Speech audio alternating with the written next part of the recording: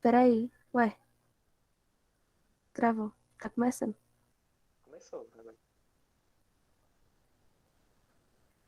Olá, boa tarde, pessoal. Pode começar, né? Pode Tomada começar. 1, gravando. Olá, pessoal, boa tarde. Meu nome é João Victor e junto com Cauane e Brenner, nós compomos o grupo de Artes Liberais. O objetivo do nosso grupo é estudar as artes liberais do pensamento, que é o conjunto de matérias que englobam a gramática, a lógica e a retórica. E para isso a gente vai utilizar o livro O Trivium, da irmã Miriam Joseph, como texto base. E o outro objetivo nosso é aplicar essas mesmas artes por meio de debates mensais de temas filosóficos. Bem, a reunião de hoje ela vai estar dividida em duas grandes sessões. Uma primeira, a gente vai fazer uma revisão do capítulo 2, Natureza e Função da Linguagem. E o segundo momento é a apreciação do capítulo 3, Gramática Geral, que é o que a gente vai começar a estudar nas próximas semanas. Sendo assim, eu passo a palavra a Cauane, que vai fazer a síntese do capítulo 2. Isso tá muito informal. Bem, o capítulo 2 ele se chama Natureza e Função da Linguagem. E como o próprio nome já diz, esse capítulo vai tratar sobre a linguagem. Aí ele vai falar sobre é, alguns aspectos, como a dimensão lógica da linguagem, a dimensão psicológica, vai falar sobre os modos de comunicação, e sobre, por exemplo, a ambiguidade da linguagem. Aí vai trazer vários aspectos, como é, a natureza de como a linguagem é, se, é, se expressa na vida e na existência, né? Aí existem duas funções, as principais funções da linguagem, que é comunicar pensamento, que é a volição e a emoção. E os seres humanos, eles não são limitados a usar interjeições como os animais, que só usam as palavras para não pensando e não raciocinando, né? E nós podemos expressar nossos pensamentos por meio de frases utilizando a lógica e a retórica. Por causa que o ser humano, assim como diz no Trivium, ele tem algo a dizer, ele tem alguém e a quem dizê-lo, e um modo físico para comunicar a ideia da mente. Ou seja, nós estamos em meio à sociedade e que nós temos o próximo para conversar, para tentar passar uma ideia e etc. Então, esse capítulo vai tratar sobre a linguagem em várias dimensões e tratar também sobre a natureza da linguagem. Aí, se vocês quiserem levantar alguma coisa importante desse capítulo, seria bom também.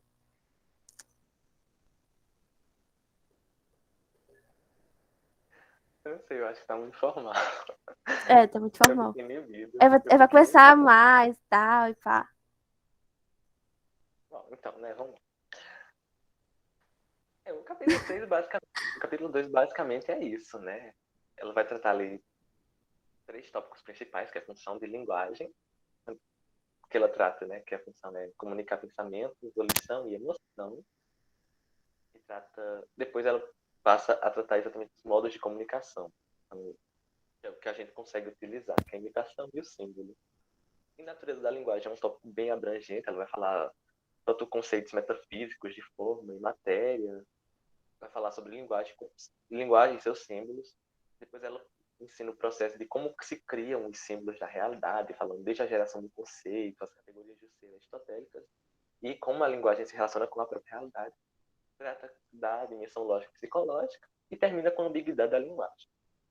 E, por fim, no capítulo, ela só recapitula o conceito do trigo, né? A abrangência de cada matéria que se estuda no trigo.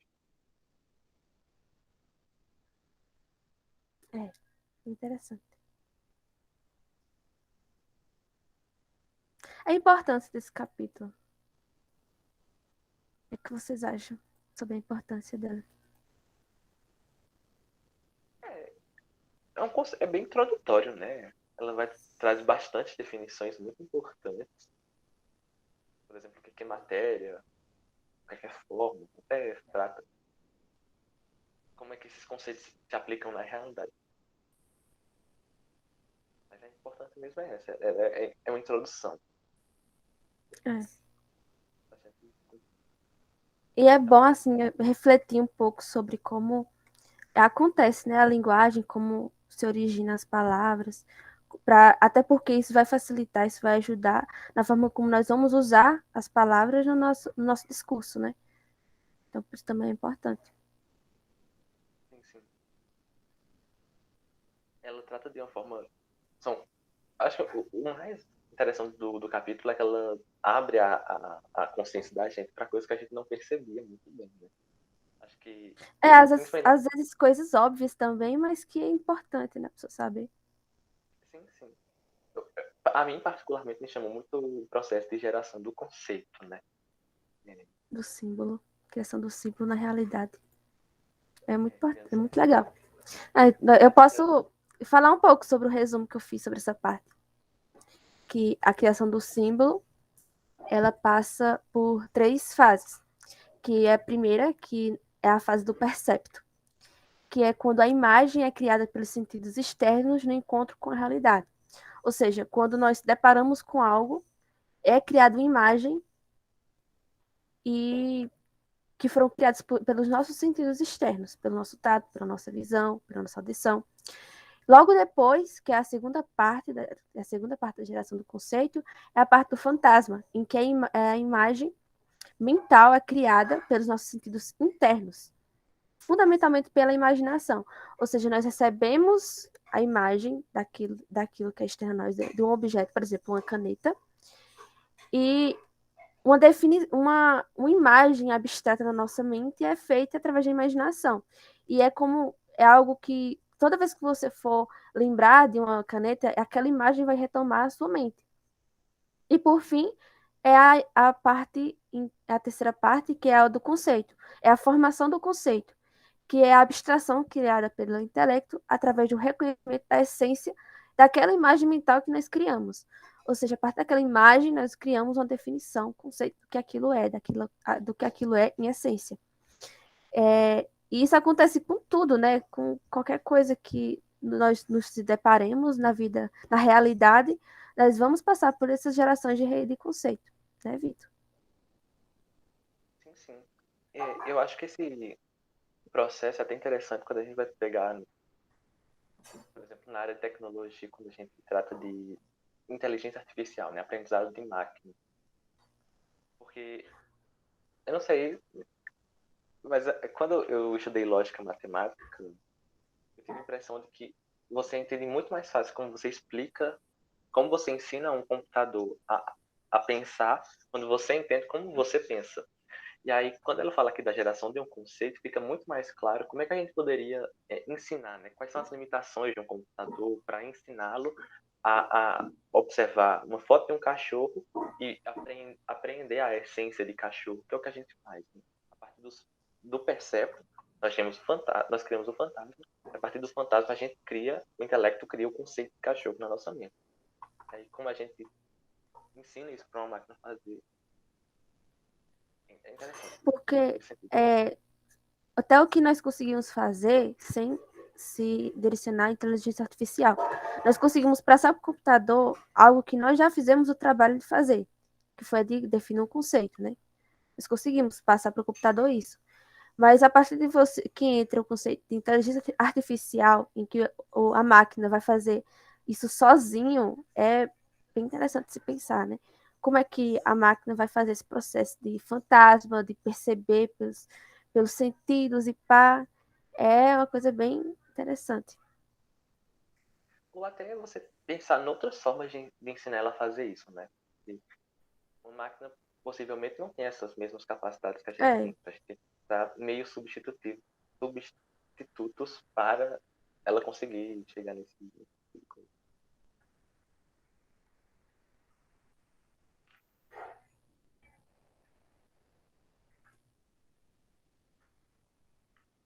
Outro tópico interessante que eu achei, não sei se vocês viram, é quando ela fala lá no final do capítulo de ambiguidade deliberada.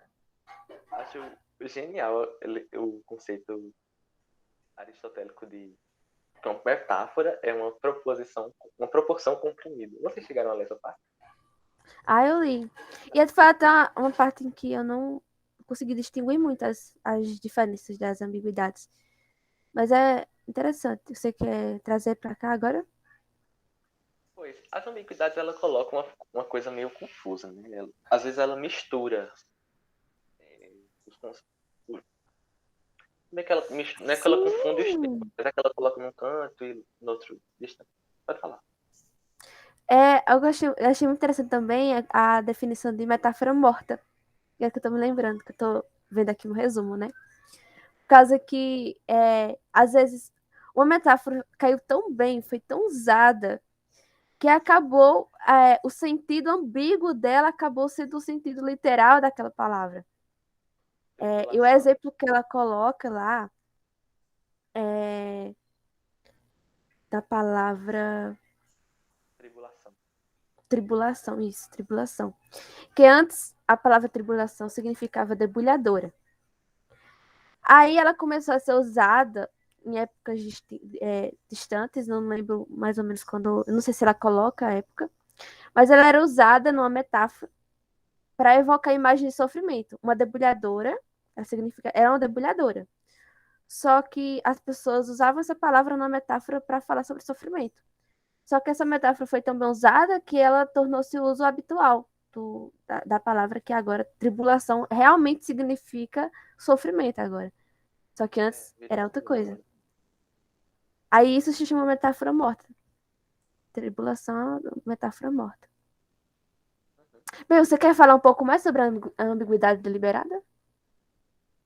Não, eu estava só chamando a atenção para a metáfora, porque ela aponta que Aristóteles considerava a metáfora como uma proporção comprimida, né? Aquele tipo que a gente usa na matemática. A está para B, assim como B está para C. E aí a metáfora seria a compressão de dizer A é C. E aí ela dá um exemplo, Sim. né? A lua Uhum. está para o céu, assim como o barco está para o mar. E aí a proporção comprimida seria a lua é um barco. Aí eu achei Além da interessante. metáfora, na ambiguidade deliberada, também a ironia e o trocadilho que ela colocou. Só pra. Sim, Bem, e o a trocadilho, ironia. um ponto interessante do trocadilho é que hoje em dia a gente é trivial, mas antigamente era usado como forma muito estimada, né? Uma Pois forma é. muito estimada. Bem, eu confesso que às vezes eu tenho. Às vezes eu me confundo um pouco entre ironia e metáfora. Pois, a ironia é quando você usa uma palavra para exprimir o sentido oposto dela, né? Oposto. Quer dizer uma coisa com a intenção de dizer outra, a Uhum. negação disso. Já a metáfora é a evocação de duas imagens simultâneas. De Não, significados similares, no caso. Assim como não precisa ser a similar. Uma tribulação e a debulhadeira. É, mais ou menos isso. Na É. metáfora é uma comparação, né? Mas no Uhum. caso você compara o sofrimento com a debulhação, aí você tem a metáfora. Na Entendi. ironia seria, por exemplo, você usar a palavra sofrimento para significar alegria. Seria uma coisa mais ou menos desse tipo. Ah, outra coisa também. A ambiguidade que surge da natureza do fantasma. Bem, pode surgir da imagem que a palavra evoca.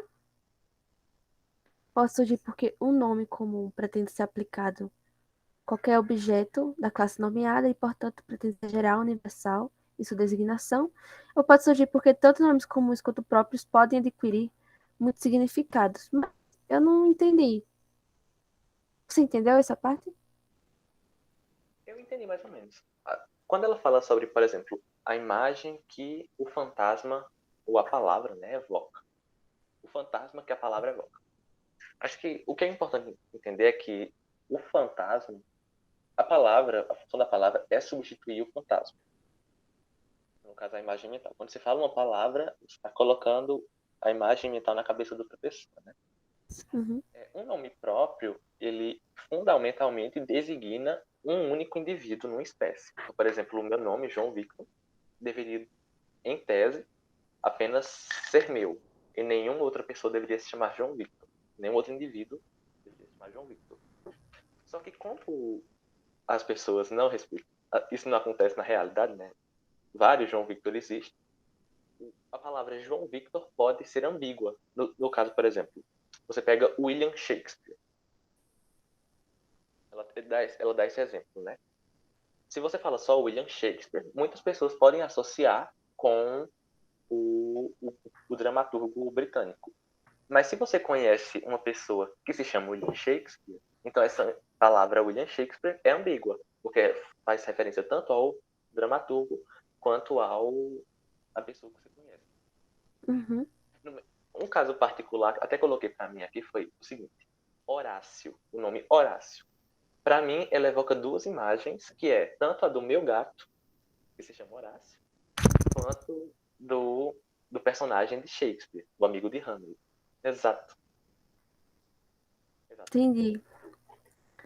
No caso, por isso que ele fala que a natureza, quer dizer, a ambiguidade que surge da natureza do fantasma. Ou seja, a imagem que evoca. Que tanto eu posso evocar a imagem do gato ou do personagem. Entendi. Entendi.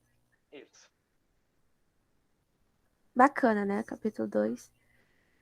Bem, acho que muita coisa do capítulo 2 não foi falada aqui, claro, mas porque não dá, né? Muita coisa e muitas definições. Mas acho que tá bom de considerar isso e Uma definição vamos muito partir. interessante. Eu não sei se vocês Sim. chegaram, mas eu achei sensacional a definição. É a definição de definição. É uma descrição geral perfeita. Eu achei muito interessante. Eu não lembro se, E até se eu li isso. ela trata no ambiguidade que surge na natureza do fantasma, no terceiro tipo. Ela fala definição de definição. Definição é uma descrição geral perfeita. Ou seja, descrição geral, né? Recapitulando a coisa. Logo no começo do capítulo, ela trata sobre os modos de você nomear os seres numa linguagem. Tem palavras que designam o indivíduo e palavras que designam a essência. E aí, o nome para o indivíduo, você tem um nome próprio, como João Victor, por exemplo, ou uma descrição empírica. Poderia ser, por exemplo, a pessoa mais bonita da chamada aqui. Já para a essência, você poderia ter o nome comum, por exemplo, amigo, ou uma descrição empírica de amigo, que seria a definição que a gente encontra lá no dicionário. E aí ela fala isso, né? Definição é a descrição geral, ou seja, Uhum. ela exprime a essência do nome comum. É, bacana.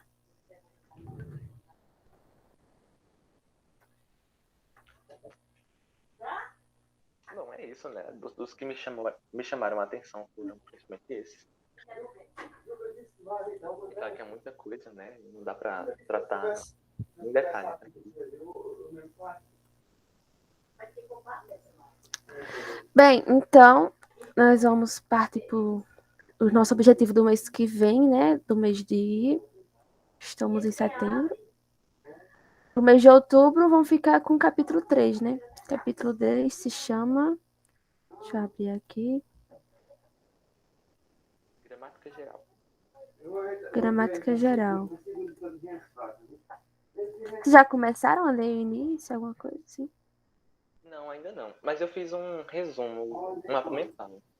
Seria interessante compartilhar, tá? Pode ser. Você quer compartilhar ou quer que eu compartilhe? Compartilhar, por favor. Tá, só um minutinho.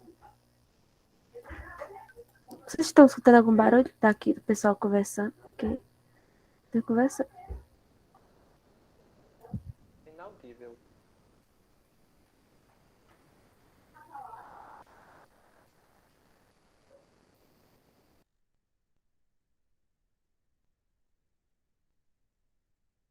Ué, ela caiu da reunião.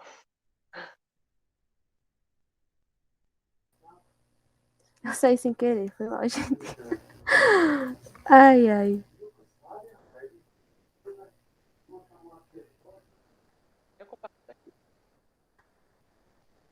já começou, né? Pronto.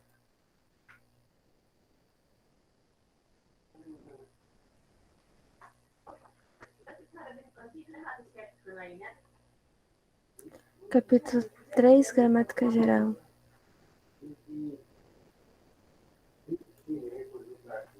Você quer que eu abra no capítulo 3? Não, eu era o mapa mental, mas eu tô abrindo aqui, Cauane. Tá, obrigado. Ué, e eu vou ficar compartilhando pra nada? Fala o que é que eu compartilho. Era o mapa mental, mas tá compartilhando aqui. Porque eu tinha colocado quando tu saiu. Tá vendo aí? Uhum. Pronto. O capítulo ele vai dividir em 6 partes principais, né? Que é uma introdução às gramáticas gerais e especiais. Ela vai fazer uma introdução à morfologia na gramática geral, que vai servir para essas duas seções aqui. Morfologia categoremática e sincategoremática. Uma observação, né? Que ela, no capítulo, ela não trata de gramática especial, que seria, por exemplo, a gramática da língua portuguesa ou da língua inglesa em específico. Mas sim a gramática geral, que é mais filosófica e está relacionado mais com os termos metafísicos e que são comuns a todas as linguagens. E aí ela trata da morfologia categoremática, quando ela fala sobre o substantivo, os verbos, os advérbios e adjetivos, e depois passa para a sincategoremática, que ela vai falar sobre os artigos, os deícticos e os conectivos. Finalizando morfologia, ela trata da análise sintática, ela fala brevemente, e por fim termina com a função da gramática. É um capítulo também longo, né? Ele tem mais ou menos a mesma quantidade de páginas do capítulo 2, aproximadamente 28 páginas. E é isso. Então, né? Nós vamos ficar com 7 páginas mesmo? Pode ser, né? A meta que tinha sido estabelecido. Bem, deixa eu ver como é que tá os capítulos da organização. A gente pode dar uma pausa de 5 minutos? Pode. Pronto, só um segundo então. Já já eu vou.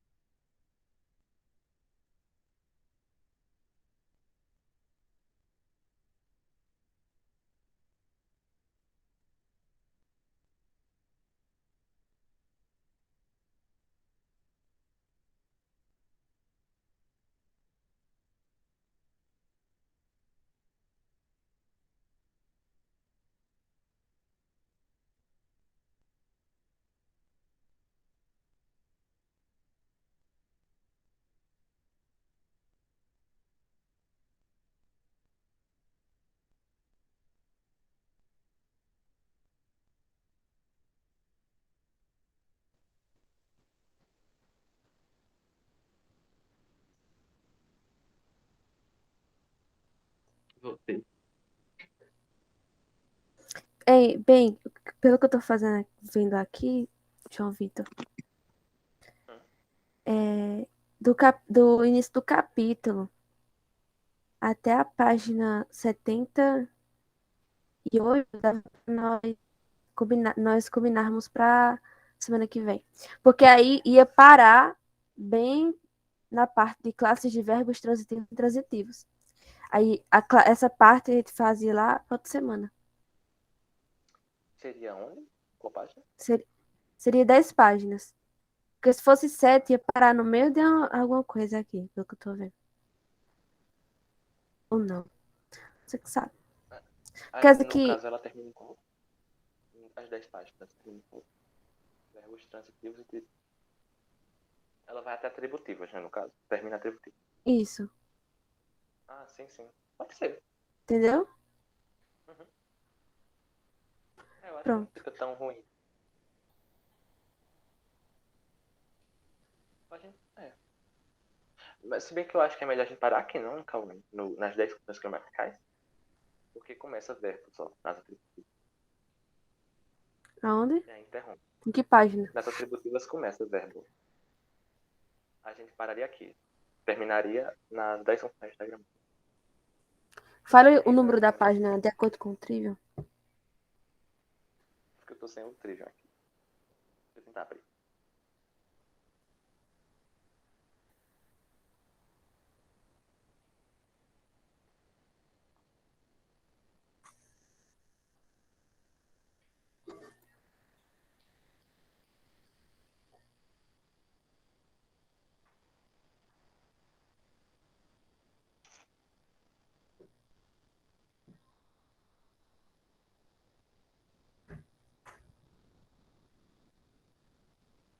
Começa a gramática geral na página 65, né? E aí a gente poderia parar na 71. Era bom nós usar a paginação do livro mesmo. Sim, sim. Então, no Se nós caso, começa. usássemos. O capítulo começa na página. O capítulo 3 começa na página 69. Isso. E aí eu tô recomendando que a gente terminasse na 75.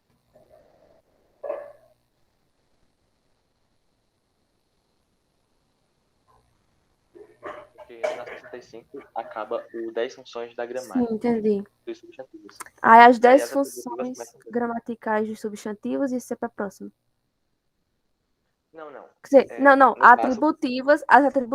A parte atributiva seria para próximo. isso. Tá bem. Acho que fica melhor, porque os verbos. Porque nas atributivas já começa a tratar de verbos, né? Uhum. E aí, pra não quebrar novo depois.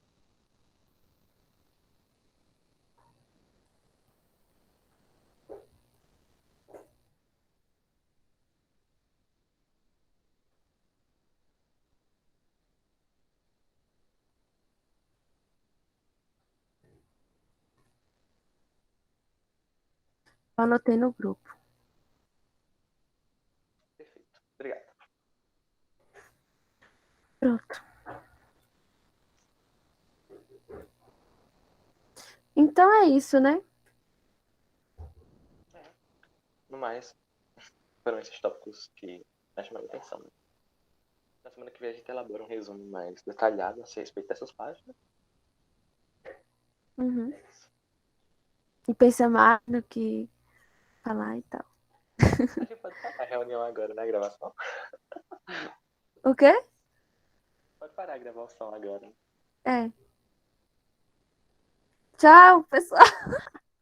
Jurando que vou Tchau, assistir até o galera do final, ó só. YouTube.